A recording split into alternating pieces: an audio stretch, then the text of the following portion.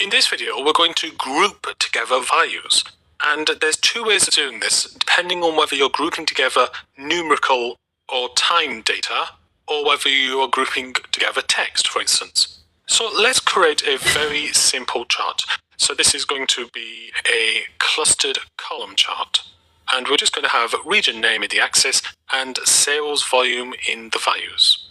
So we've got Greater Manchester, West Midlands, West Yorkshire, Merseyside, South Yorkshire and Tyne and Wear. Okay, I have a hypothesis, I have an idea, that all of the regions with West in their title will be better than all of the other regions. So what I'm going to do is I'm going to select these two regions by clicking on one, holding down Control and clicking on another. That allows you to select individual items holding down the Control. Now I've got these two selected, I'm going to right and click and go to Group Data. Now notice what happens on the right hand side. We have a region names bracket groups. It adds it into the legend, so a different colour, but that's not necessarily what I want. So what I'm going to do, I'm going to remove region name and I'm going to drag region name groups up from legend to axis. So now, if we have a look at the data, and in fact I'll just turn this side on, we can see that there is West Midlands and West Yorkshire and other. And you can see I was wrong with my idea, at least in totality. Maybe if I turn this back and put this into the legend and I put a year in the axis, maybe I'll be right some year. And no, I'm not. We've got West Midlands and West Yorkshire being below all of the other items. Now let's have a look at this group. I'm going to right and click and go to Edit Groups. So here we can see the group. We can rename it. We can also rename it here if I double click on it. But we can also see what field it's on. We can't edit that. We can also see the group type is a list. And we can see what groups we have. We have West Midlands and West Yorkshire, which includes, obviously, West Midlands, West Yorkshire. Those are the two that I clicked on. And then we have an other group. And you can see include other group. And that contains everything else that's ungrouped. So maybe I don't want the other group and I want to create a new group. So I'm going to highlight all of these by clicking on the first one and holding down Shift and click on the last. And I'm going to click group and say the others. So this will do exactly the same thing except I am manually doing it. So here are the others. Now maybe I've got that hypothesis wrong. Maybe it's not West Midlands and West Yorkshire. I'm going to ungroup all of these. I'm going to include the other group. And instead of West Midlands and West Yorkshire, I'm going to say all of the Yorkshires. So I'm going to ungroup West Midlands and I want South Yorkshire to be part of West Yorkshire.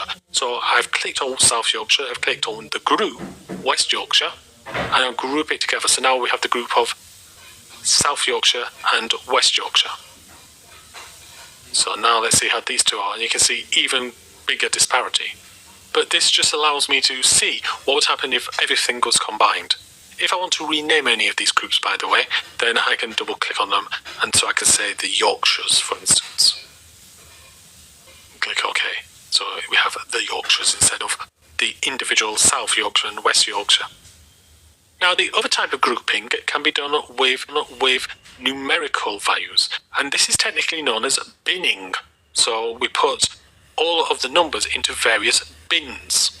So let's give an example. Let's have the clustered column chart, and I'm going to have the sales volume in the axis and the sales volume in the values, except what I want is not the sum but the count. So I want to know how many different instances of each of these sales volumes there are. And you can see generally there's one or two. There's quite a few of zeros because we have got the last 2 months all being zero sales volume. We don't have the data at the moment. And there's 6 regions, so 2 times 6 is 12. However, I'm more interested not in each individual figure. I'm not really interested in the sales volume 961. I'm more interested in ranges of figures. So I want to group together the sales volumes. So if I right and click and go to new group, here we can see that we have a bin type. So we are able to do lists just like the previous one, but bins more used for numerical and date fields. So you can see that we have a size of bin or number of bins. So we can either say I want 24 bins, or you can say I want each bin to be a certain size. So I want each bin to be not in bin size of 263, so 0 to 263, 263 to 526. That doesn't work in real life. Let's make it around 500. So we can see the minimum value is 0, maximum value is 6,332. So in bins of 500, we can see a much more orderly procession. So we have the highest sales volume at around the 1500 range. This is 1500 to 1999, and then decreasing thereafterwards. And we can alter the bins, edit them by clicking on the drop down arrow and going to edit bins. So we can say, actually, I want to see what it's like at 400 bin size and see whether that gives me any more particular data or analysis that I might choose. So grouping, you can group together textual information by clicking on them, holding down Control, and then you can right and click and go to group data. Alternatively, you can select a particular field and go to new group and then select whether you want a bin or